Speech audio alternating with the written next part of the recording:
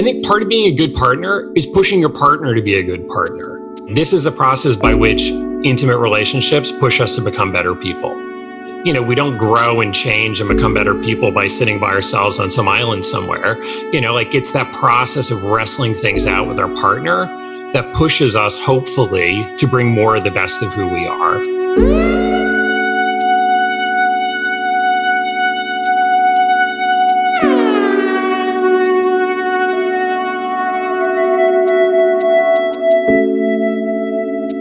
Welcome to LOVELINK, your guide to love and connection in all forms. We're your hosts, Sina Simon and Simone Humphrey. Our guest today is a psychologist and certified sex therapist specializing in the diagnosis and treatment of ADHD, attention deficit hyperactivity disorder. He's the author of More Attention, Less Deficit, Understand Your Brain, Get More Done, Integrated Treatment for ADHD, and most recently, ADHD After Dark, Better Sex Life, Better Relationship. He is a former board member and current conference committee co-chair for CHAD, the National ADHD Advocacy Organization, and also has his own podcast, More Attention, Less Deficit. He has become the go-to expert on ADHD in our field, and we're so excited to have him here. Welcome, Dr. Ari Tuckman. Well, thanks for having me. I'm really psyched to be here. Excellent. Glad to have you here as well. So why don't we first get started with telling us how you became interested in ADHD? So when I came out of grad school 22 years ago or something, I was trying to find my place in the world, as every new clinician does. And I sort of stumbled into adult ADHD as this sort of underserved population. We're doing okay on diagnosing and treating kids, but there was so little out there for adults with ADHD. So the joke that I had at the time was, if you knew 3 things about adult ADHD, you were the expert in town. And that joke has evolved to, then it became, you had to know 4 things. And I think now it's like 5 or 6 things. Mm-hmm. So we're slightly better, and there's a bunch of good books out there, and there's, podcasts and webinars and whatever. So like it is getting better. But even so, it's still something of an underserved population. And I think if we're talking about couples therapy, it is really an underserved population. Meaning there's tons of clients with ADHD in couples therapy, but the therapist doesn't know it, and maybe they don't know it, and it's therefore not being addressed in the most effective way. Right. And do you think, that less is known about adult ADHD just because 20, 30 years ago, there was just much less diagnosis in general, meaning that even children were being less diagnosed. And so now the children that are adults have little awareness about this? Yeah, I think so. It's a factor of history in the sense that ADHD used to be thought of as a disorder of childhood, and you would grow out of it. And what happens is, indeed, what you grow out of is the hyperactivity. So if you're really hyper as a kid, you're generally less hyper as an adult. But what they didn't realize at the time, which now we know very well, is the more inattentive symptoms remain. So things like procrastination, trouble with time management, running late, disorganization, forgetfulness, losing things, et cetera, that stuff remains. And there's all these folks with ADHD, who are sometimes called ADD, but technically ADHD inattentive type, were never hyperactive. So these are the folks who really kind of slip by. And these are the people who show up in my office at 40, 50, 60 with a clear history of ADHD as a kid, and yet never diagnosed. Or you get what I call the 2-for-1 diagnosis, where mom and dad bring their kid in, because the teacher recommended it, because teachers know what to look for, so they can recommend, getting it checked out. Kid gets diagnosed with ADHD, and then one of the parents says, oh boy, that sounds familiar, and then they get diagnosed as well, because there's such strong genetics. If you got a kid with ADHD, or if you're related to somebody with ADHD, you want to take a second to think about whether you yourself might have ADHD. And if you're a therapist who hears in passing that someone is related to somebody with ADHD, you definitely want to take a minute to think, does this person in front of me perhaps have ADHD? Do we want to take a look at this? Because it will affect the work that you do. You will be less effective. Your client will be will get less benefit from the treatment that's being provided. So you've already talked about this a little bit, but just for context, can you give us a definition of what is ADHD? What does it look like in childhood versus what does it look like in adulthood? Sure. So, as I mentioned, the hyperactivity will tend to fade, but if it's there, it's the kid who has trouble sitting still in class. They call out, they raise their hand and then they answer before being called on. They might interrupt people. So it's very visible stuff. As an adult, if you were hyperactive as a kid, it might be a thing where you don't want a desk job. But if you're a salesman who's moving around, if you're a hairdresser, if you're doing other stuff, you're more active, you might be fine. Like you do okay in life. Whereas inattentive symptoms, these are the kids who are often losing homework, if they even know what the homework is. Or if they do know what the homework is, an hour's worth of homework can take 2 or 3 hours because of all the breaks and the futzing around. And it just feels like climbing a mountain to get going on it. So much more parental involvement to keep them on track, often not performing to potential. Such a smart girl, if she would only, apply herself a little bit more. As adults, again, lots of procrastination. So they have trouble getting going on stuff until the pressure of the moment, pressure of the deadline kind of activates them. Disorganized, so they're losing things, can't find their keys, running late to work, running late to social obligations, say that they're going to do something and then forget to do it, not because they're being passive aggressive and not because they don't want to do it, but because they somewhere between the here and the there, the intention kind of falls away. So there's a famous saying that ADHD is not a disorder of knowing what to do, but rather a disorder of doing what you know. Mm-hmm. So all my clients with ADHD, they can tell you chapter and verse what they should be doing and why. Like they know why it's a good thing. And yet they shoot themselves in the foot again and again and again. And it becomes really frustrating for them and really frustrating for their parent in the case of a kid or their romantic partner in the case of an adult. So what happens to the romantic partner in a couple where one person has ADHD? Often what happens, particularly if it's the guy who has ADHD and it's the heterosexual couple, often what happens is the partner takes on more and more of the responsibilities. Remember to do this, don't forget to do that. And some of that's good. Like if you're good at remembering, you should do more of the reminding. But gradually what happens is they just take on more and more and more. Oh, you forgot to pay the bills? Okay, you know what? I'll just do it. Oh, you didn't load the dishwasher? Okay, fine. I'll just take care of that. Oh, you screwed up your schedule. Somebody has to run and pick up the kids. Okay, I guess I'll go do that. Mm-hmm. And you get this imbalance. And one person is over-functioning, one person is under-functioning. And eventually, if it really goes to the end, it kind of becomes this parent-child dynamic. And I've had countless women in my office saying like, I want a husband. I don't need another kid. Like we have 2 kids. I don't need 3 kids. Right. And if you're going to talk about their sex life, if your partner thinks you're a kid, they're not going to have sex with you. Right. It's not exactly setting up a romantic dynamic. It is a killer of the romantic dynamic. I actually had I don't know if we can use profanity on this. Sure. Go for it. This was like the best thing. I had a couple in my office, guy has ADHD, and the woman said, if I have to nag you all the time, I'm going to become unfuckable. Mm. And it was like, she's 1000% right. Like she is exactly right that being nagged all the time is not going to make her husband want to have sex with her. And by the way, she's not going to want to have sex with him either. So that's fine. It works out well in that case, mm-hmm. which of course is terrible. So, it in any couple, same sex, heterosexual, ADHD, whatever, like we all struggle to keep a balance. How do I get my needs met? How do you get your needs met? How do we negotiate the differences? How do we negotiate different ways of doing things, as well as different preferences for how things are going to end up? But our couples where one person has ADHD, especially if it's not diagnosed, or if it has been diagnosed, but it's only partially being treated, they're not really managing it well, it just polarizes them. It exacerbates the differences, and then it makes it really hard to get along well. So that's what we want to avoid. Right. And it sounds like polarizing in that the negative cycle kind of becomes more deeply ingrained in both of them, making both sides even worse. Exactly. Right. The more one partner kind of organizes and takes control, the more the other partner becomes more dependent, the more the other partner nags, the other partner becomes more defiant. Yeah.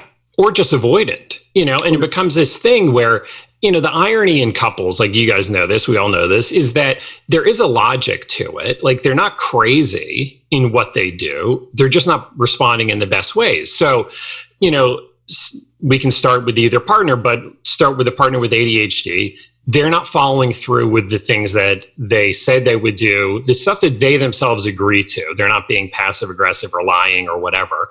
So their partner takes up more of the slack. They become more burned out and angry. So then the partner with ADHD feels more and more criticized. And by the way, like it's never enough. Like it doesn't matter what I do, you're never going to be happy. And maybe some of that's ADHD, and maybe some of it's just like, look, I don't care about making the bed. Like, that's cool that's important to you. I don't care. Like, that's not a medication thing. That's not an ADHD thing. I don't care about it. And yet it gets lumped into, here we go again, you're letting me down. So the partner without ADHD gets more and more angry.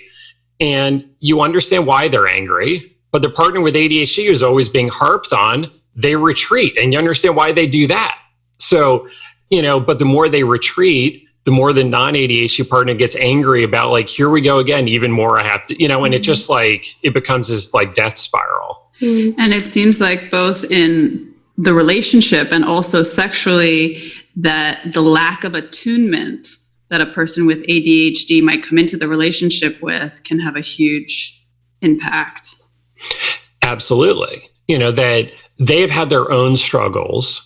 Especially, again, if this is an adult. I mean, it's one thing if they're 25 and they were diagnosed at 10 and they've been treated in whatever, that's a different ballgame than if they're 40 or 50 and they were never diagnosed and treated. But, they've kind of come into the relationship already with their own struggles and already feeling like they're too often disappointing people. They're too often not doing what they themselves would like to do. So it's easy to be kind of hypersensitive then to the disappointment of this person who's the most important person in your life, so it can set up then this kind of defensiveness or the shame spiral, or, that it doesn't bring out the best in who they are, let's say. And does it show up differently between men and women? I mean, if a woman has ADHD, does that look very different than if a man has ADHD and the impact on the relationship? So that is a really good question. So the short answer is no, and the big answer is yes, right? So in other words, ADHD is ADHD, right? And that it just is what it is. And it's not actually different between the genders. However, life in this world is different between the genders. So, just like a simple example, if I, as a male, forget to send a friend a birthday card, whatever, But if you, as a woman, forget to send a friend a birthday card, totally different. Right. It's more impairing. It is. So for women, in terms of the social relationships, it can be, there's much more kind of shame and guilt in not measuring up, a lot more like imposter syndrome, a lot more working really freaking hard to hold it together or to at least look as if they are. But also within relationships, I'm sure you guys, it's the same thing for you. Like, how often do you get a guy calling to make him an appointment for his female partner? And how many times do you get a female calling to make an appointment for her male partner? Right. So women are much more the caretakers and the coordinators in relationships still, even in this day and age. So when the man has ADHD and he's not holding up his end, the woman takes on even more. And becomes increasingly tired, increasingly overburdened, increasingly resentful. So the emotional labor is an overdrive. Yeah, absolutely. Women. Yeah. And that again becomes a sex killer, because the woman is, even if she's not feeling resentful, she's just tired. Like there is not time in the day to also have time and energy for sex, even if she's not resentful, and when the woman has ADHD, she's still expected to handle more than the guy in terms of the housework and the child raising and all of that, and also the emotional work of the relationship. And yet she feels even more burdened because of her own kind of inefficiencies. It's harder for her to get it all done. And unfortunately, some guys are great and they step up and they fill in the gap, but like not all of them do, So it then becomes another place where she feels like she's kind of chronically falling short. So it sounds like it really wears down the female partner in a way that makes it more difficult for her. Does it also have a more severe effect on the relationship? Like, is there any kind of research that shows that couples where the female partner has ADHD are less satisfying?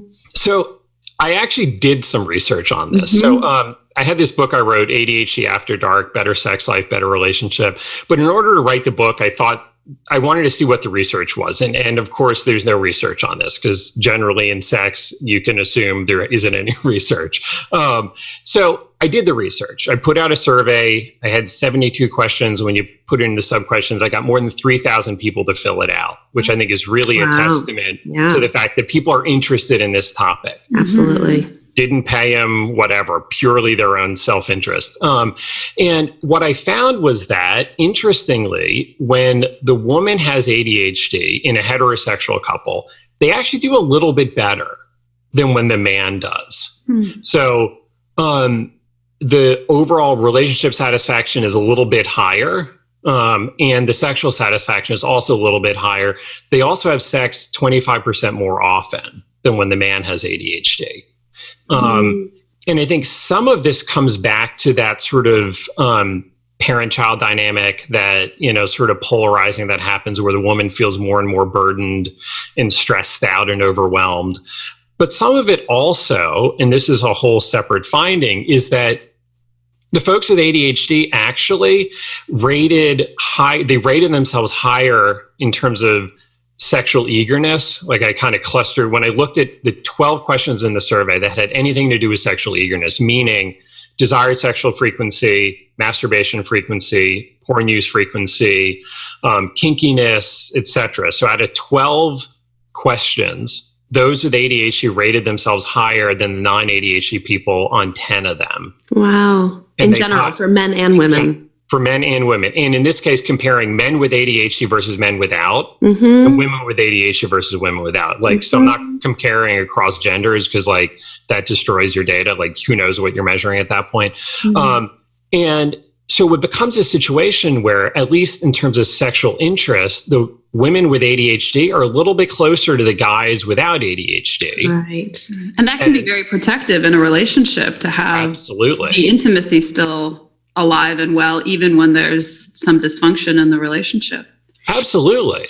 How do you understand this increase in sexual desire for people with ADHD?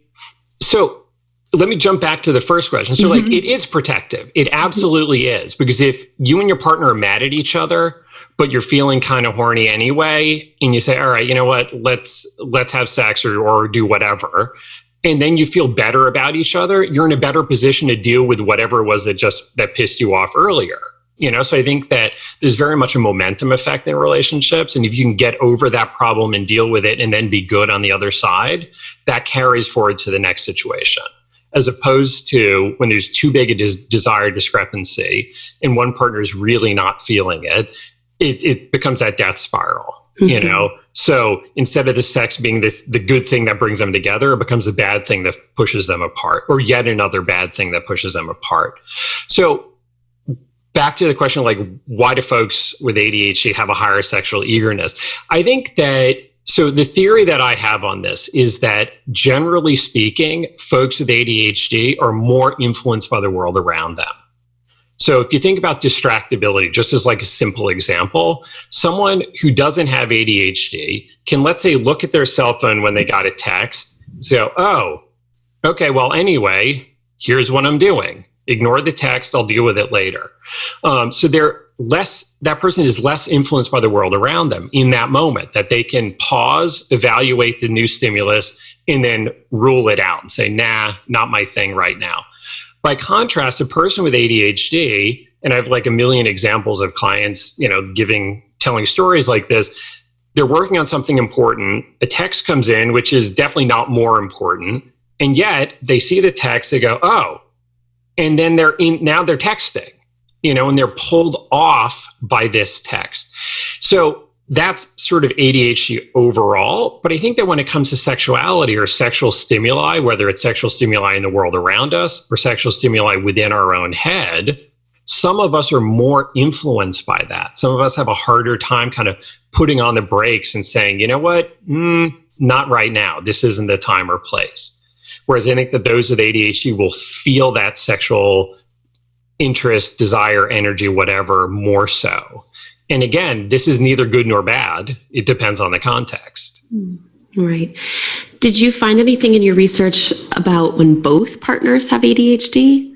Because it sounds like most of the examples that you're using is where one partner has it or doesn't. You know what? I limited the survey only to people with one ADHD partner. So I can't speak to couples where it's both. I think but I can speak anecdotally. So on the one hand, it can be a good thing in the sense that, the more similar we are to our partner, probably the better it is. Just generally speaking, the less of a bridge to cross, probably the easier it is to do so. And they can empathize with each other a little bit more. Having said that, even if you're both forgetful, like somebody has to go to the grocery store. Somebody has to remember to pay the bills. It could be really messy. Yeah, it can. It absolutely can. And yet, in that kind of polarizing kind of a way that applies even here and even in same-sex relationships and even in whatever, like often it's still, you find something of a similar dynamic where one person is pushed up to be with the higher functioning person and the other person slides down to be the lower functioning person. I'm curious. I mean, we live in a very ADD culture. We use this all the time, very colloquially. It's very easy to become distracted. We're all on our phones. We're all at our computers. So I'm wondering if some of the dynamics that you're speaking to, where one person maybe more diagnostically has ADHD, is that this is a direction that many couples are taking just naturally, where inattentiveness interferes in relationships. It totally does. I mean, this is definitely true that, when I was a kid growing up, there were a lot less distractions than there are now, and like my son does homework on his iPad. Like so much of his schoolwork is done on his iPad. Other, students, all their homework is done on the computer. So, all your distractions are one click away. It's sort of like, eating a salad in a bakery, I smell those chocolate chip cookies, but this kale sure is healthy for me. So where society is going and the presence of devices and the sort of constant interconnectedness of our devices and the distractions that they provide, it really does create a similar challenge for all of us in this world, but especially for some who have that much more trouble kind of filtering out those distractions. And I think that's partly why ADHD, the diagnosis of ADHD has been on the rise, not because we have more ADHD, but because you notice it more. Like when you live in a much less distracting world, being distractible is kind of less of a thing, It's sort of like a predisposition towards obesity didn't mean much 300 years ago because you worked hard physical labor and you didn't get enough food to get fat anyway, Now in a more sedentary, more calorie dense environment, suddenly that genetic predisposition is much more visible than it ever was. So I think it's exactly the same thing. And I think that the lessons for couples with ADHD apply to all of us. They just apply more so to these particular couples. What percentage of the population has ADHD? So it's more diagnosed in kids than adults, but the current number is about 4.4% of adults. So if you think about it, 4.4%, but then in terms of what percentage of adults are in a relationship where one partner has ADHD, then you need to double that number, because it's two people. So that brings you to 8.8%, or another way, like 1 out of 11 couples out there. It is. Really significant. It is. And I imagine also that statistic is underreporting because many adults aren't diagnosed with ADHD. Sure. Right. Well, so that's a percentage who have it. In terms of those who've been diagnosed, it's a fraction. You're absolutely right. Yeah. So again, we've done a better job of identifying kids with ADHD and truthfully, probably a bit of overdiagnosis of ADHD in kids, and yet a lot of underdiagnosis in adults. I'm wondering too about medication. So a lot of, this is just anecdotally from patients that I've seen who have a diagnosis of ADHD are on some sort of medications, stimulants, or sometimes an SSRI. I mean, the variety of different medications. I'm wondering what the impact of some of those medications for ADHD can have on people and on their relationships. Yeah. So I'm a psychologist. I don't do prescribing, but in generally speaking, I'm not a huge proponent of medication. But I will say for ADHD, I am absolutely a proponent of medication, specifically extended release stimulants. And the reason is the percentage of people who get a benefit from stimulants is quite high. And the extent of the benefit stimulants have on the symptoms of ADHD makes them the most effective medication in all of psychiatry. And this risk and the side effects tend to be quite low, despite some of what you're going to see in the media and kind of hysterical reports. Overall, the stimulants work really well and the risks and side effects are low. On the flip side of this equation, if we look at what are the risks and side effects of untreated ADHD, it's quite high. So not just things like kids with ADHD are more likely, like they've lower grades, less likely to go to college. If they go, they're less likely to graduate. But you have other things like higher rates of car accidents, lower credit scores for adults, higher marital dissatisfaction, higher divorce rate, more unplanned pregnancies.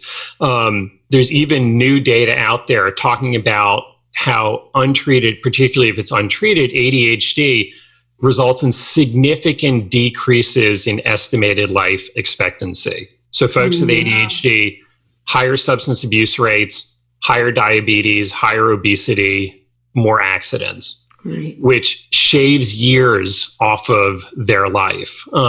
So, anyone who says, oh, stimulant medication, it suppresses my appetite or something, it's like, okay, maybe it does. And maybe you need to work with your prescriber for a better, regimen that's going to work more effectively. When you look at what are the risks of untreated ADHD, I think it becomes a very short conversation. Or by contrast, if your kid got diagnosed with diabetes and the doctor suggested insulin, people are not going to angst over it. Nobody's going to get moralistic. Like, God, I can't believe you're giving your kid insulin. He just needs to try a little bit harder to make his own insulin. Like, seriously, bad parenting, right? Nobody blames the failings of society for, someone needing insulin. And yet when it comes to ADHD, they do. And I think it often reflects the fact that there's this misunderstanding that ADHD is merely a matter of will as opposed to a matter of ability. And I think also the abuse of stimulants among people who don't have a diagnosis of ADHD adds to this stigma of using stimulants in general. Yeah. Well, and also that the medication works differently for people who have ADHD versus who don't have ADHD. So maybe we could speak just a moment about that. Sure. Yeah. So, there is a small subset of people who abuse the stimulants, but generally speaking, the problem we have for folks with ADHD is that they don't take their medication, that they forget to take it, they forget to get a refill, they forget to contact the doctor about changing the dose or whatever. But what I describe that sometimes what the medication does is it closes a gap between intentions and actions. So again, it's that not just knowing what to do, but the doing it. So when someone has ADHD, they're more consistent, they're more reliable, they just they're more efficient about getting things done. They tend to get places on time a little bit better. So, the benefits clearly are helpful for a kid at school or an adult at work, but also for an adult at home. So all that stuff we were talking about in the first half about how ADHD negatively impacts a relationship, it can also positively impact a relationship. And so for that reason, I'm a big proponent. Now, you can still choose to not do that thing that your partner wants you to do, right? But that's a different story as opposed to you completely forgot or you lost track of time or you showed up late. With the medication, at least the person has a chance at it. Tell us how ADHD can have a positive impact on relationships. So I think it depends on the individual, and like all of us, we bring our strengths and we bring our weaknesses. And of course, what's a strength and what's a weakness depends on who your partner is, because, different partners will have different opinions about that. But certainly, in terms of this greater sexual eagerness, that can absolutely be a strength in a relationship if the couple can manage it well. I think, folks with ADHD can be a lot of fun. Like I've got a bunch of friends with ADHD who are awesome people. So that's important. And I mean, it is important to make sure the kids' permission slips get signed. It's important to make sure that we clean up around here now and then. It's important to make sure that we plan for retirement. I mean, that stuff's definitely important. But I don't know, you need to kind of live and enjoy some life also. Mm-hmm. And, that's sometimes where the partner with ADHD brings more of a strength than they're non-ADHD. There's oftentimes a kind of spontaneity. I mean, I found in my experiences with friends and even clients, there's a kind of spontaneity. There's a way in which a conversation can really kind of turn and go in these really lovely directions that aren't so focused. I think also staying in the present moment, people who have ADHD can actually be really present as long as, maybe they're shifting their attention, pivoting to different things, but they're in the present moment. Yeah, in a way absolutely. That many aren't, that's something our culture also struggles with, is staying present. And that's definitely true, and so those would be the things for the non-ADHD partner to really sort of value and appreciate and to recognize the benefit. And not just, and it's this idea of positive attending, to kind of make an intentional effort to look for those things about our partner that we're happy about, as opposed to kind of getting stuck on the things that bother us. Right. Because I can imagine a partner who has ADHD can be in a really demoralized place if they're constantly being told what they're doing wrong all the time. There's a real kind of, sense that you're a failure and that it's all negative. Yeah. Absolutely. I mean, that is definitely true. So just as a person with ADHD themselves can feel powerless over their ADHD, the partner absolutely can. And I've had lots of non-ADHD partners in my office say something along the lines of I cannot believe who I've become. This is not who I am. And yet I can't stop myself. I don't know what else to do. Right. So it's sort of, when it's not managed, when it's not understood, it really has the potential to bring out the worst in both partners. Whereas if you understand it, if you can accept it, if you can put in the effort to manage it better, it really can bring out the best in both partners. So when a couple comes to you for therapy, walk us through how you work with couples where one partner has ADHD. I'm curious about, what is the experience of the partner who has ADHD in therapy? And sort of what are the beginning stages of therapy with a couple? So sometimes they come in and they don't know they have ADHD. So sometimes that's the first step, is clarifying the diagnosis. But even if they do know, I always want to find out, what do you guys know about ADHD? And guys, plural, both of you, not just the one who has it, but what does the other person know? And I think that's really important, so that they can both sort of understand how it's affecting them, to not personalize things that shouldn't be personal. So in other words, if my partner has ADHD and she forgot something, it's not because she doesn't care about me. It's just she's bad at remembering things. And therefore, maybe we need to approach this stuff a little bit differently. So some of it's just that educating them about ADHD. So we'll give them some resources. Finding out what they're doing with their medication. That's often low-hanging fruit.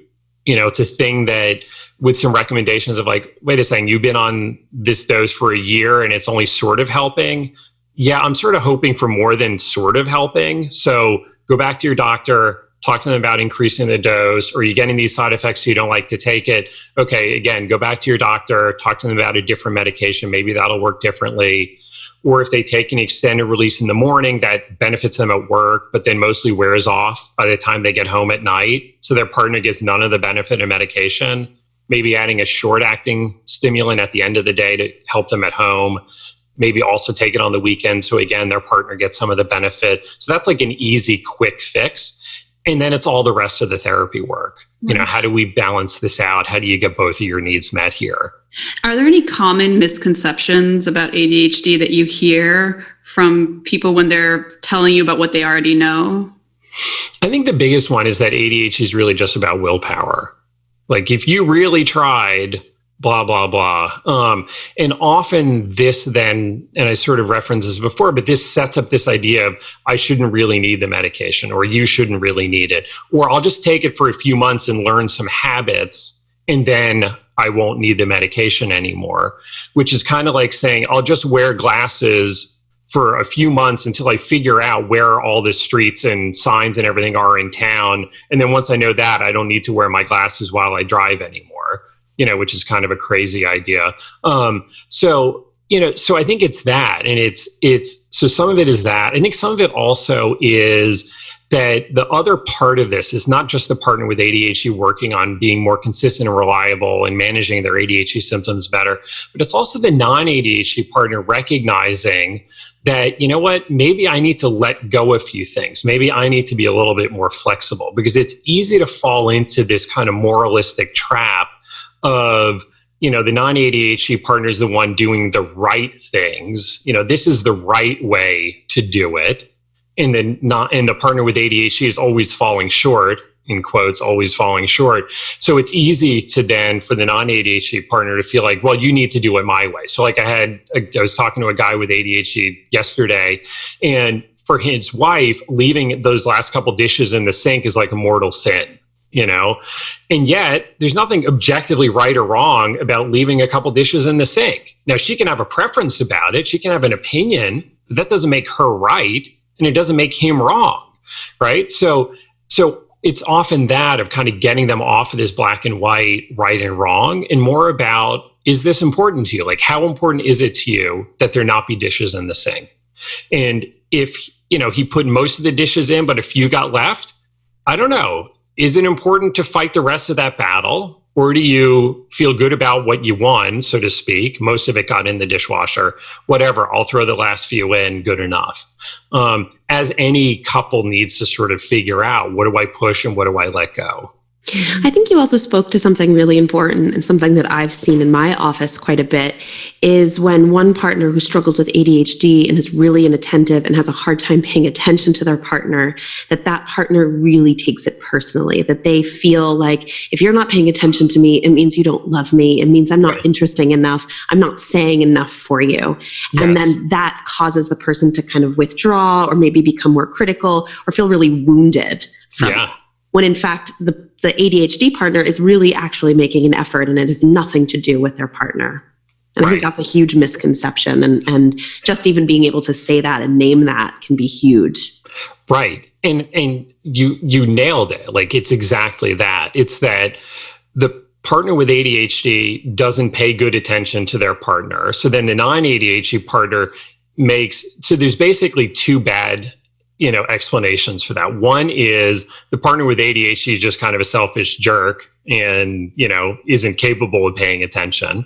The other is the partner without ADHD is not interesting enough to be paid attention to, right? So it taps into their insecurities. Right. If I was more something or less something, then you would pay more attention to me. And it comes and it triggers all that stuff. Whereas really the better third option here is to understand, you know what, I'm plenty interesting as the non-ADHD partner, but he or she's just kind of bad at paying attention. Like, it's not a comment on anything.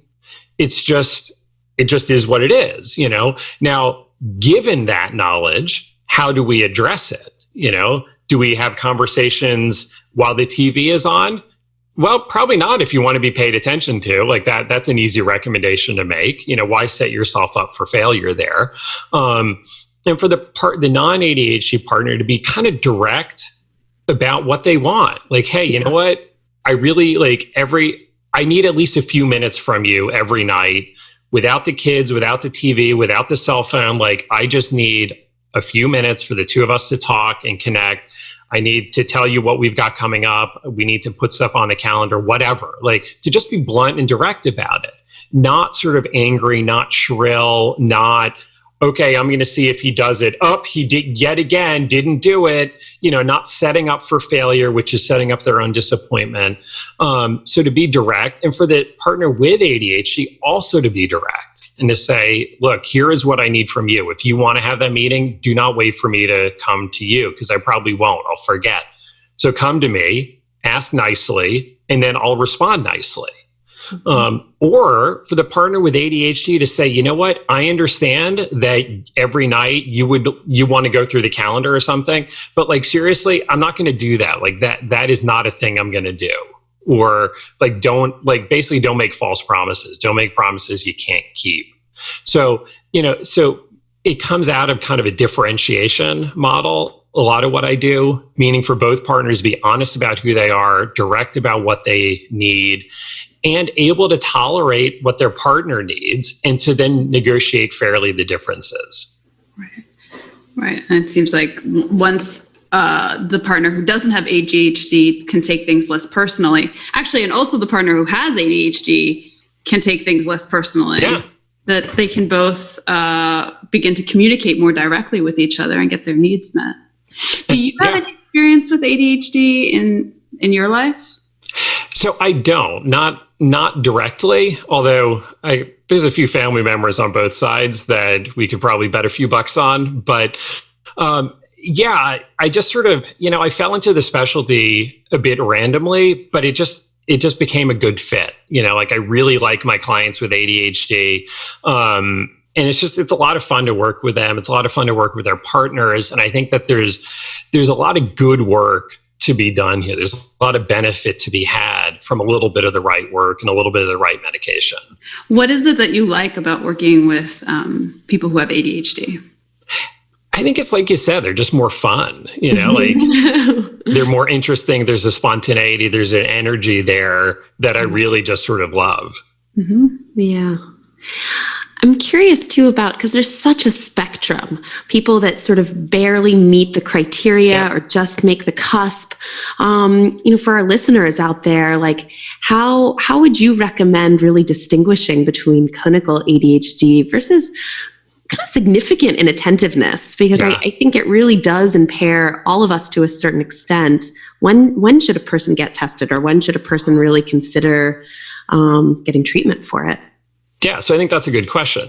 And absolutely, I mean, this is a spectrum thing in the sense that, like we're all forgetful sometimes, but some people are kind of forgetful and some people are like really forgetful. So, so there's no like cutoff line where if you have this, then it means ADHD, but otherwise it doesn't. It's not a black and white yes or no.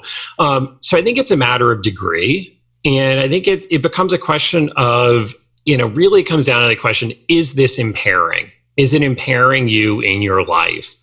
And if the answer is yes, then you need to do something about it. Maybe that thing you do is you buy yourself a better planner and you really make a point of using it. And maybe that's kind of like all you need. Or alternatively, maybe it's severe enough that you're like, you know what, there's no way I can't take medication. Like I absolutely need it. My life is a disaster without it. So I'm going to do it. So I think it becomes sort of a judgment call, but often the person with ADHD is a bit, especially if they're younger adults tend to underreport the extent of their symptoms, and they don't see it. Their parents see it. Maybe their romantic partner sees it, but they themselves don't see it as clearly. But then it becomes a conversation. Like, this is why people who are coupled up live longer, because, you have someone who's going to say, wait a second, what are you doing? Why aren't you addressing that? Like, you've got that mole on your back. Like, seriously, that thing's been there. I don't like how that looks. Like, I'm calling the doctor and you're going. Right. So sometimes being partnered up there's that big protective effect that comes from it. So it's that matter of being open to what your partner is saying without being, controlled by what your partner is saying.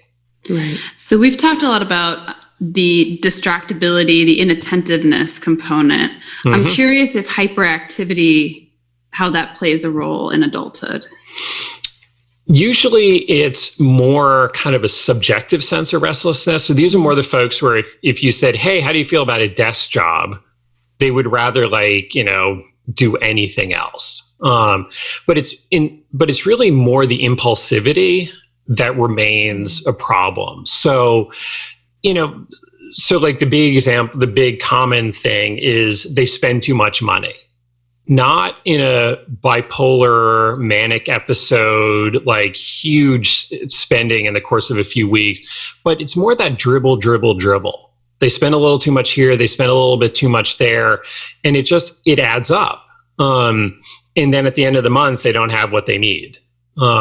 So it could be that, it could be impulsively, running out and doing something without thinking about like, oh, shouldn't have gone out to dinner, really needed to get this other stuff done, which in some ways can be fun. Like we mentioned before, they can be fun to hang out with. But it can become problematic in other ways, or blurting things out, interrupting, cutting people off because they can't hold the thought until the person stops talking. Mm-hmm. So like that. And more so for women than men, that can be a problem where some friends are going to have an issue with that. So how do you help some of these individuals manage their symptoms behaviorally, whether that's impulsivity or inattentiveness? Yeah. So some of it is, again, medication helps. I think having good strategies to really, like if you're bad at remembering to do things, being really, really diligent about pushing yourself to write stuff down, setting reminders and alarms, being really diligent about putting stuff in your calendar, picking the right work environment for you. So if you get distracted, set up a situation that's less distracting. So some of it is, sort of changing the symptoms to the extent that we can.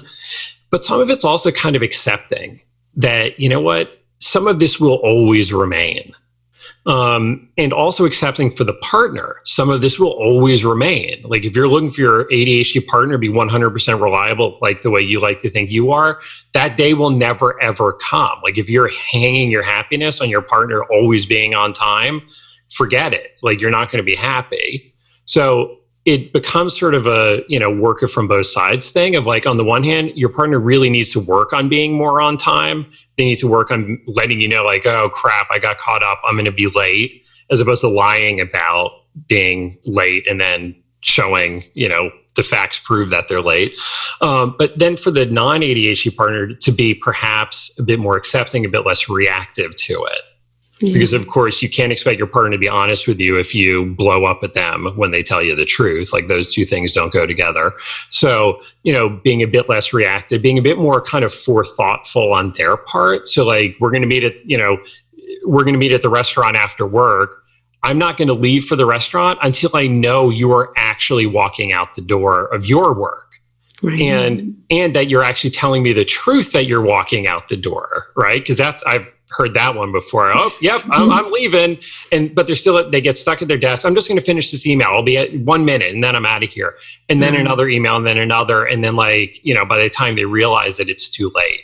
And then their partner is sitting at the restaurant fuming by themselves. And it's just, bad to worse. So, so some of this is for the non-ADHD partner to not expect what will not be. Yeah. Do you ever recommend meditation? Yeah, absolutely. Right. I can imagine that could be quite helpful. Kind of just being more present, paying attention, focusing. Yeah, also difficult. And difficult, yeah. Right. And good difficult, point. yeah. But it does. I mean, it helps with the attention side a little bit. I don't think we can go so far as to say it's a treatment for ADHD, but it's a good way of managing it, particularly on the emotional reactivity side, to sort of take a few deep breaths, calm yourself down, and then call your partner and say, okay, you know how I said I was leaving? Yeah, I haven't left. Right. Or to be able to hear what they're saying without reacting back to it. Right. And to Sina's point, I would also be cautious about setting someone up for failure too, especially if they're already feeling like it's impossible for them to complete all these tasks, to kind of assign them something that is incredibly hard, might make them feel worse. Yeah. And this is the balance is, the person with ADHD, like any of us, can't say, oh, no, I'm not able to do that. Oh, yeah, no, I'm not going to be able to meet that Oh, that obligation? Yeah, no, I can't do that either. Like you can't keep saying no, no, no. But at the same time, out of this desire to please, or just having not really thought it through, it's easy for them to say yes, yes, yes. And I think ultimately it becomes a matter of being able to say no, to say like, you know what, I would love to say I can meet you at the restaurant at 5:30, but like, I know, like, I'm going to get stuck at work. I never leave at 5. Like, or maybe I do, but I probably won't. Like, I'm not going to promise you stack of Bibles, swear on my mother's life. Like, I'm not going to promise you I'm going to be there at 5:30 because I can't guarantee it. And then to let their partner be upset about it then, rather than being fuming at the restaurant. So it seems like a lot of this is a process of helping the person who has ADHD understand themselves better, understand what can they do, what can't they do, and being really honest about that.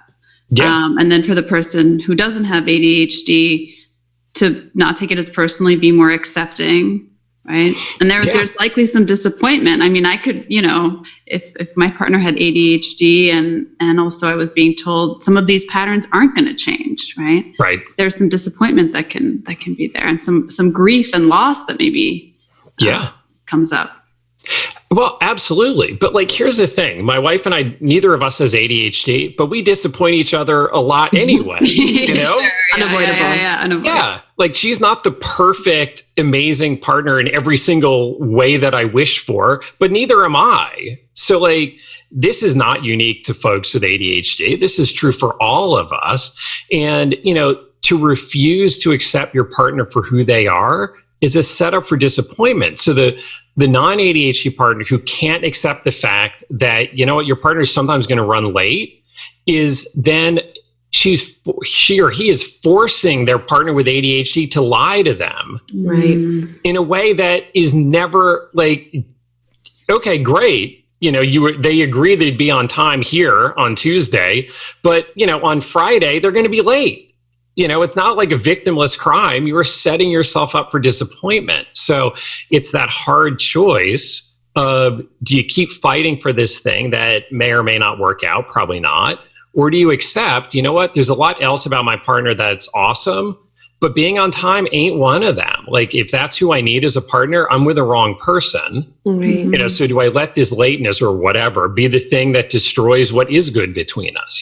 I don't know. Like, that is a choice we each have to make. Absolutely. I think Michelle Obama had something in her book, Becoming, about how Obama was always late. And she was always waiting for him with the kids and then like keeping the kids up to wait for him to come home. And he wouldn't come home. And he said he was on his way, and sometimes he wasn't on his way. And then finally she said, okay, I'm not going to wait for him. And when he comes home, he comes home. But I'm not going to expect that he's going to be here when he says he's going to be here. And that is something I'm willing to give up in this relationship. Right. There are other things that are really good. Yeah. And that is exactly it, is that she decided I am no longer hanging my happiness on his being home on time. Right. Because that is a setup for trouble. Right. It really feels like walking the line between setting up a system that's more functional and helping each other out and being more clear, and also this piece about, I can't fight every little battle. There's just going to be too much. And there's pieces that are not going to change. Yeah. And the trick is to figure out which are the battles to fight, because you can't let them go. Right. Which are the battles that are not worth fighting. Now, certainly if you can understand what's coming out of ADHD, if you can use some good strategies, if you can throw a little bit of medication into the mix, it will remove some of that stuff. It'll minimize some of it. So you have, perhaps fewer of these battles to have to mull over. But at least you're not fighting every single battle. And, one of the things that out of this survey data that I found that I think was incredibly interesting and not at all surprising was I asked folks, how much effort do you put in on managing your or your partner's ADHD? How much effort do you feel like your partner puts in on managing your or your partner's ADHD? So one of the things was everyone rates their own effort being higher. Like, of course, And And, we have a skewed image of ourselves. Right. Right.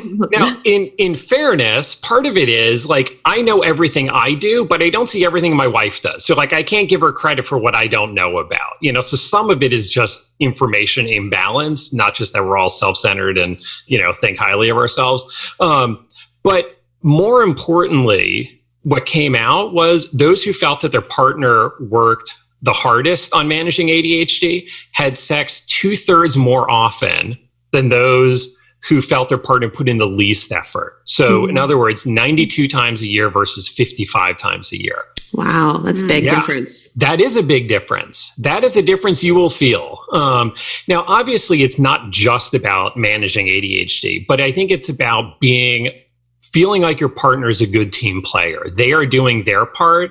And those who felt that their partner put in good effort, obviously then also put in more of their own good effort. Yeah. And it's that feeling like we're in this together. We're both working hard, and not just on ADHD, but if they're working hard on ADHD, they're probably working hard on lots of other things too. So it's that whole thing about being a good partner, because you can't expect your partner to work harder than you are. Like that will never last.